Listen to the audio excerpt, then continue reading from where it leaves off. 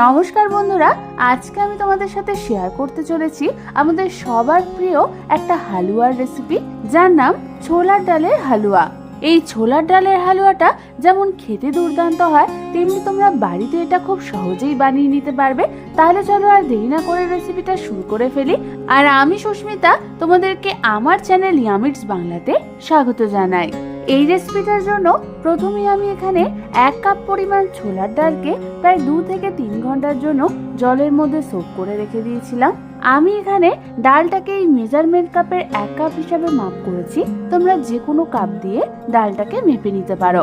ডালটাকে ভালো মতো সোক করা হয়ে গেলে এবার এই ডালের থেকে অতিরিক্ত জলটাকে আমাদের ঝরিয়ে নিতে হবে। এবার ডালটাকে সরিয়ে রেখে অন্যদিকে গ্যাসের উপর একটা কড়াই বসিয়ে দিলাম, আর তার মধ্যে এই জল ঝরিয়ে রাখা ডালটাকে আমি প্রথমে দিয়ে দেব। আর দিয়ে দেব যে মেজারমেন্ট কাপ দিয়ে আমি ডাল মেপেছিলাম সেই কাপেরই 1 কাপ পরিমাণ দুধ। দুধটাকে দেওয়ার পর গ্যাসটাকে আমি জ্বালিয়ে দেব। এবার আমাদের এটাকে হালকা হাতে একবার নাড়িয়ে নিতে হবে। হালকা হাতে নাড়াচাড়া করার পর আমাদের এটাকে মিডিয়াম টু হাই ফ্লেমে কুক করতে হবে যতক্ষণ না দুধটা ফুটে উঠছে। বেশ কিছুক্ষণ পর যখন দুধটা ফুটে উঠবে তখন আমাদের এটাকে আরো একবার নাড়াচাড়া করে নিতে হবে। এবার আমি গ্যাসের ফ্লেমটাকে একদম লো করে দেব। তারপর আমি এই ডালটাকে ঢাকনা চাপা দিয়ে একদম লো ফ্লেমে কুক করে নেব প্রায় 15 থেকে 20 মিনিটের জন্য। প্রায় 20 মিনিট পর ঢাকনা খুলে তোমরা দেখবে আমাদের ডালটা ভালো মতো সেদ্ধ হয়ে গেছে, আর যে দুধটা ছিল সেটাও শুকিয়ে গেছে। আমি তোমাদের এখানে একটা ডাল ভেঙেও দেখিয়ে দিচ্ছি যে ডালটা কিরকম সেদ্ধ হয়েছে। এবার গ্যাসটাকে অফ করে দিয়ে এই ডালটাকে আমি ঠান্ডা হতে রেখে দেবো কিছুক্ষণের জন্য। ডালটা হালকা ঠান্ডা হয়ে গেলে আমি এটাকে একটা মিক্সার গ্রাইন্ডার জারের মধ্যে ট্রান্সফার করে দেব। সমস্ত ডালগুলো মিক্সার গ্রাইন্ডার জারে দেওয়া হয়ে গেলে এবার এই ডালগুলোকে আমাদের ভালো মতো গুঁড়ো করে নিতে হবে।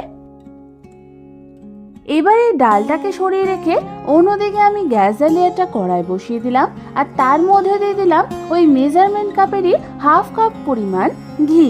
তোমরা এখানে যে কাপের ডাল মেপে নেবে সেই কাপেরই অর্ধেকটা পরিমাণ ঘি এখানে দেবে। ঘিটাকে ভালো মতো গরম করে নিয়ে আমি এর মধ্যে ব্লেন্ড করা সমস্ত ডালটাকে দিয়ে দেব।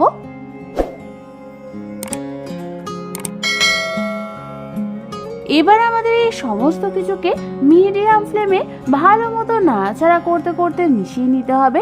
তোমরা দেখো ডাল আর ঘিটা কিন্তু আমাদের ভালো মতো মিশে গেছে। এবার আমাদের এই ডালটাকে কিন্তু ঘিয়ের মধ্যে মিডিয়াম ফ্লেমে প্রায় 15 থেকে 20 মিনিট ধরে হালকা হাতে নাড়াচাড়া করতে করতে ভেজে নিতে হবে। আর এই ডালটা কিন্তু যত ভাজা হবে তত এর থেকে একটা সুন্দর গন্ধ ছাড়বে। বেশ কিছুক্ষণ ধরে নাড়াচাড়া করার পর তোমরা দেখবে আমাদের ডালের কালারটা আস্তে আস্তে চেঞ্জ হয়ে যাচ্ছে। ঠিক এই সময় আমি এর মধ্যে দিয়ে দেব মেজারমেন্ট কাপের 1 কাপ পরিমাণ চিনি,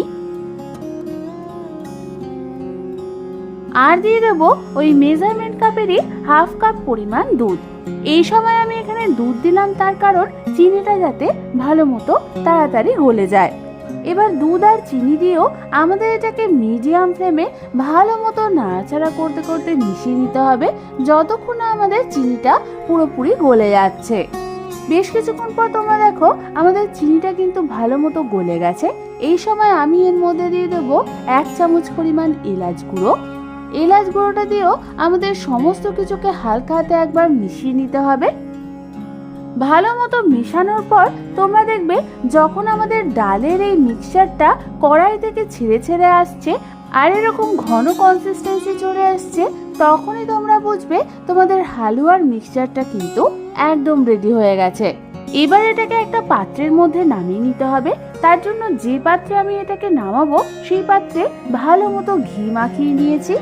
হালুয়াটাকে পাত্রের মধ্যে ঢালার পর এবার আমি এটাকে চামচ বা স্প্যাচুলার সাহায্যে পাত্রের চারধারে স্প্রেড করে দেব। চারদিকে ভালো মতো স্প্রেড করে নিয়ে এর ওপরের দিকটাও আমি এইভাবে সমান করে দেব। এবার আমি এর ওপর ছিটিয়ে দেব কিছুটা পরিমাণ কুচনো আমন্ড বাদাম, আর দিয়ে দেব কিছুটা পরিমাণ কুচনো পেস্তা বাদাম। বাদামগুলো ছেটানো হয়ে গেলে সেটাকে আমাদের ঠিক এইভাবে স্প্যাচুলা বা চামচের সাহায্যে হালকা হাতে চেপে চেপে বসিয়ে দিতে হবে। এবার এই হালুয়াটাকে হালকা ঠান্ডা হতে রেখে দিতে হবে কিছুক্ষণের জন্য।